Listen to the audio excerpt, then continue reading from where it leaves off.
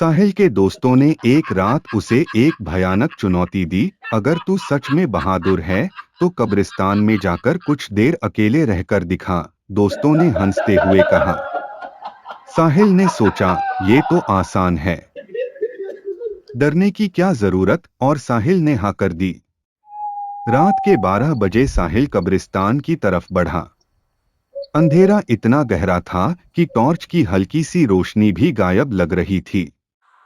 कब्रिस्तान में कदम रखते ही उसे ऐसा महसूस हुआ जैसे कोई उसे देख रहा हो।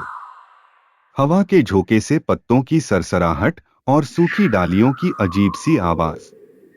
साहिल थोड़ा घबराया, लेकिन हिम्मत जुटाकर आगे बढ़ता गया। जैसे ही वो एक पुरानी कब्र के पास पहुंचा, उसे किसी के बुदबुदाने की आवाज सुनाई दी। तू यहाँ क्यों आया है?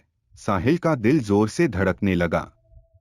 उसने खुद से कहा, नहीं, ये तो मेरे दिमाग का भ्रम है। लेकिन वो आवाज धीरे धीरे और तेज होती जा रही थी। अब तो साहिल का डर उसके चेहरे पर साफ झलक रहा था। अचानक उसने अपने कंधे पर किसी का ठंडा हाथ महसूस किया। साहिल ने कांपते हुए पीछे मुड़कर देखा तो एक साया खड़ा था। उसका चेहरा अंधेरे में छुपा हुआ था, लेकिन उसकी आंखें गहरे काले गड्ढों जैसी। वो साया धीरे धीरे साहिल की ओर बढ़ता गया और धीमी आवाज में बोला, तुम्हें यहां नहीं आना चाहिए था। साहिल की चीख उसके गले में ही अटक गई।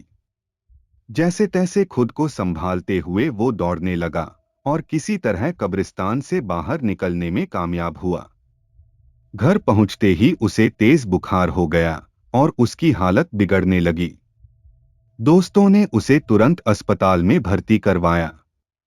डॉक्टर भी हैरान थे, लेकिन साहिल के मुंह से बस एक ही बात निकल रही थी, वो आवाज, वो साया, मुझे अभी भी महसूस हो रहा है। कहते हैं उस घटना के बाद से साहिल कभी पहले जैसा नहीं हो पाया।